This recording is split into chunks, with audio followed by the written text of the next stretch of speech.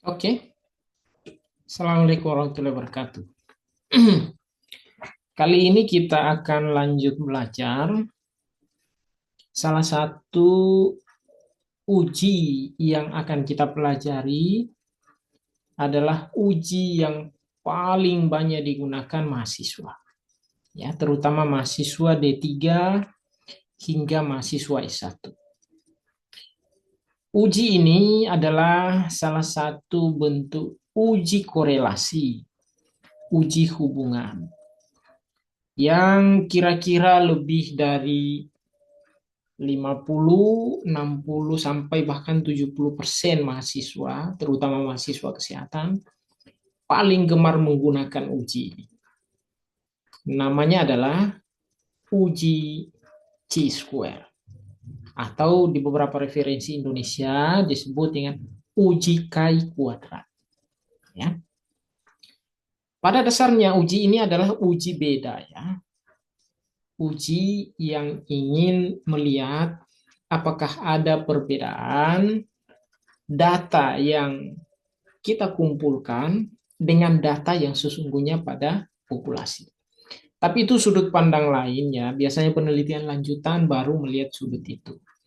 Sekarang kita akan belajar melihat sisi yang paling umum dari uji ini. Ya, kita ingin melihat ada tidak hubungan, ya, antara dua variabel yang diuji secara simultan atau secara bersamaan, secara serentak. Ya, seperti itu. Baik, kita sudah punya data. Data ini adalah data yang kita sudah pernah gunakan pada uji koefisien contingence. Ya, datanya kurang lebih sama karena prosedur umumnya juga sama, hanya pilihan-pilihan pada fitur-fitur tertentu yang agak berbeda. Oke, baik. Ini adalah data yang kita miliki, terdiri atas 30 sampel, ya, 30 responden.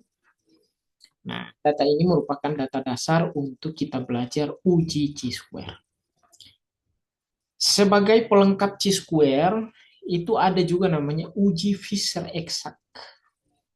Ketika uji Chi-square tidak mampu terakomodasi, maka alternatifnya adalah Fisher eksak.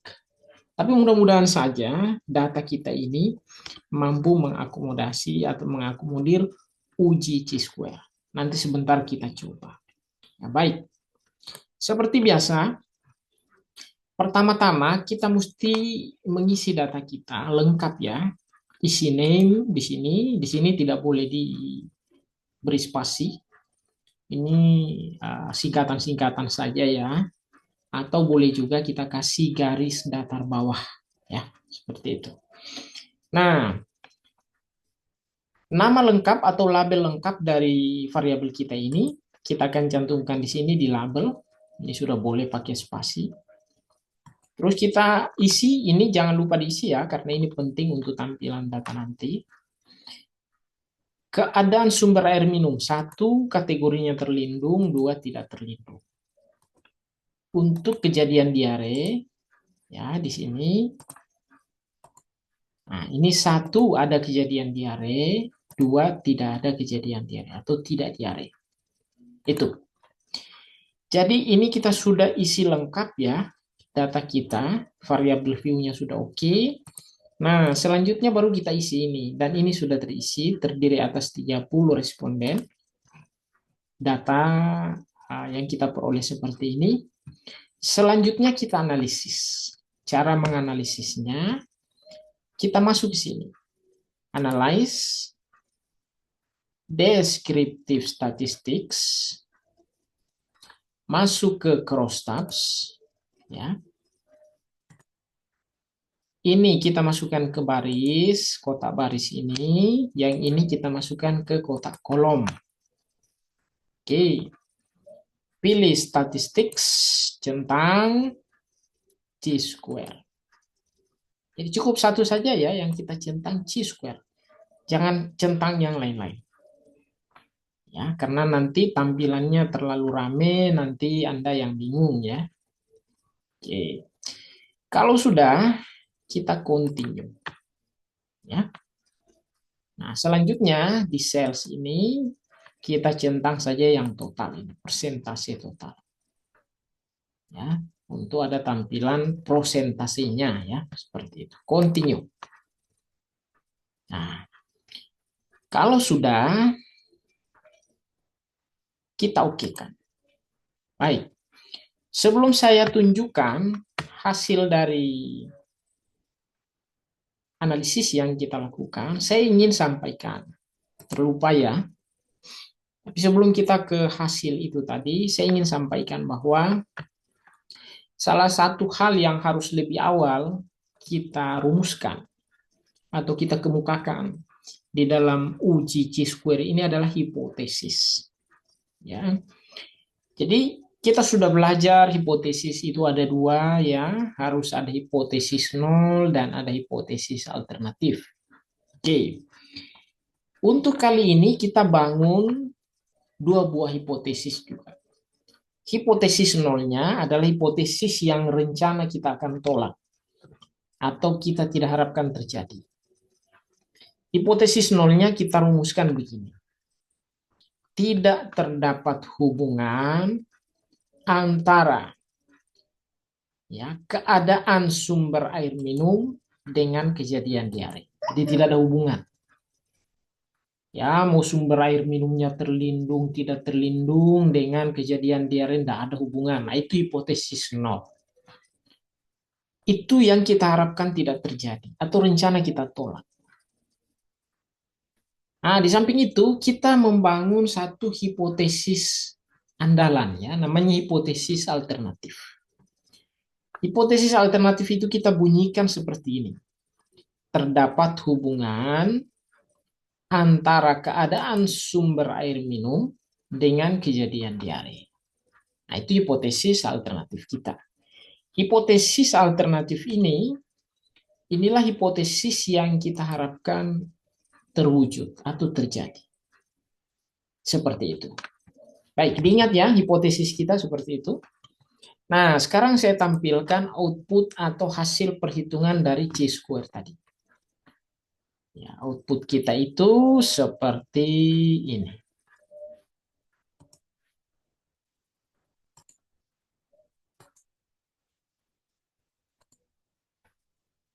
Sebentar ya.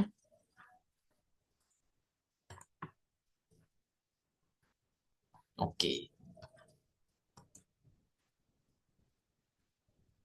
Nah, ini adalah hasil analisis dari uji chi-square tadi. Jadi kita sudah melalui Cronstadt, terus ini hasilnya. Ya, seperti ini. Nah, dari tampilan ini ada beberapa hal yang unik ya. Di sini ada kejadian yang tidak terlindung, ada 5 yang diare. Yang terlindung dan diare juga ada 10 ya. Ya, kita akan lihat analisis di tabel berikutnya. Sumber air minumnya terlindung, ya, tapi ada juga diare. Nah, ada yang tidak terlindung 5 dan diare ada 5. Oke, apakah ini ada hubungan atau tidak? Nah, kita lihat di tabel berikutnya. Nah, tabel chi-square ini menunjukkan bahwa hasil analisis chi-square kita nilainya itu 8,889. Ya. Nah, DF-nya 1 dan signifikansinya kurang dari 0,05. Ya, seperti itu. Nah, cara membacanya sederhana. Ya, ada 2 metode umum. Yang paling sederhana, cukup kita lihat tingkat signifikansinya. Lihat, di sini 0,03. Ya. 0,03 itu artinya ya, kurang dari 0,05. Nah, sehingga maknanya terdapat hubungan. Dia signifikan.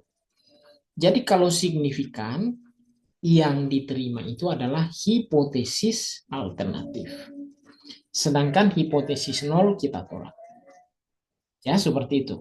Jadi itu cara yang paling sederhana memaknai hasil uji dari chi-square. Lihat tingkat signifikansi yang diperoleh berapa.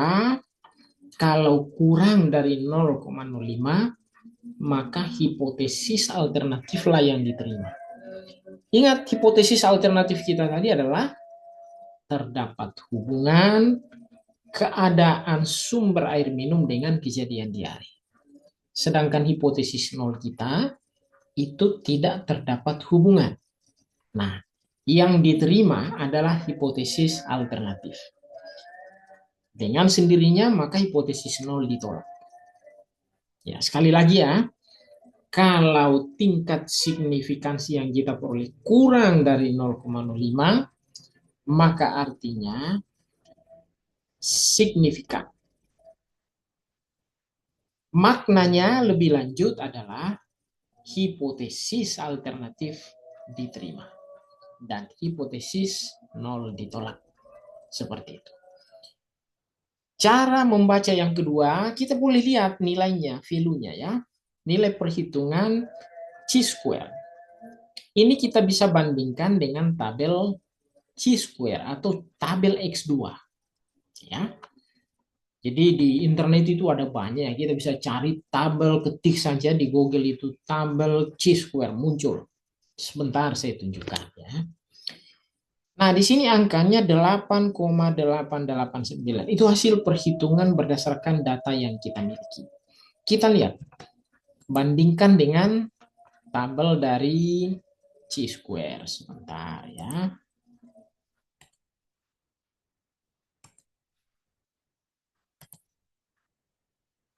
Oke, saya tampilkan. Ini cara kita membaca hasil atau memaknai hasil dari chi-square kita. Analisis chi-square. Nah, ini kita lihat ya, DF-nya 1 untuk X2 dengan tingkat kepercayaan 95% atau 0,05.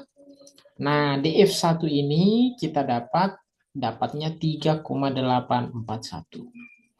Artinya, kalau mau hipotesis kita diterima, maka perhitungan terhadap chi-square itu harus di atas ini.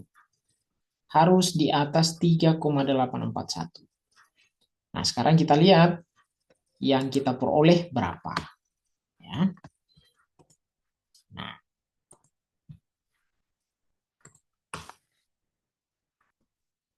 Nah, ini yang kita peroleh 8,889. Ya. Hasil yang kita peroleh adalah 8,889. Dari mana DF tadi? Dari sini ya. Ini DF-nya 1. Ya, derajat kebebasannya. Ya. DF, degree of freedom-nya itu sama dengan 1. Hasil perhitungan kita 8,889. Jauh lebih besar dari X2 atau X kuadrat tabel. Artinya, hipotesis alternatif kita diterima dan hipotesis nol kita ditolak. Seperti itu. Itu cara yang kedua. Begitulah cara kita memaknai hasil uji chi-square. Nah, di sini selalu dilengkapi, hasil chi-square ini selalu dilengkapi dengan Fisher exact. Ya, ketika misalnya di dalam tabel kita ini, ya, di dalam tabel kita ini ada angka-angka ekstrim seperti angka 0 atau angka kosong di dalamnya, maka secara otomatis chi-square ini dikonversi atau diganti menjadi Fisher exact test. Ya, Fisher exact ini adalah koreksi terhadap chi-square ketika tabelnya ini di dalam sel di dalam tabelnya ini terdapat angka-angka ekstrim ya, terutama angka-angka 0 atau tidak ada angka di dalamnya seperti itu. Alternatif yang lain juga kalau tabel kita lebih dari 2 kali 2. Ini kan 2 kali 2 ya. Ya. Nah, keadaan sumber air minum itu ada yang terlindung, tidak terlindung. Ya, berarti dua. Kejadian diare, kategorinya diare dan tidak diare berarti dua ya, namanya tabel 2 kali 2. Kalau tabel di luar ini ada beberapa uji alternatif, salah satunya adalah Fisher Exact. Ya, seperti itu. Oke, untuk saat sekarang ini uji yang layak kita gunakan adalah chi-square. Ya, uji chi-square. Hasilnya seperti ini. Oke. Ya, seperti itu. Itu cara kita menjalankan, menganalisis dan memaknai hasil uji chi-square. Uji ini adalah uji andalan yang paling banyak digunakan oleh mahasiswa D3 sampai S1 kesehatan ya. Nah, uji-uji tingkat lanjutnya mungkin kita tidak pelajari, tetapi jika berminat boleh buka video-video saya di link YouTube saya. Ada beberapa uji yang merupakan uji-uji lanjutan, uji-uji menengah, untuk melihat bukan hanya hubungan tetapi pengaruh antara satu variabel terhadap variabel yang lain. Itu bahan belajar kita kali ini ya.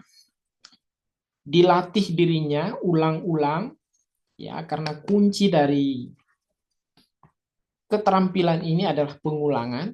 Sekali lagi, ilmu ini berbasis keterampilan sehingga keterampilan itu, kemampuan dan kelincahan itu hanya kita bisa peroleh dengan selalu berlatih. Ulangi, ulangi, ulangi. Ya. Semoga bermanfaat. Sampai jumpa di video-video pembelajaran berikutnya.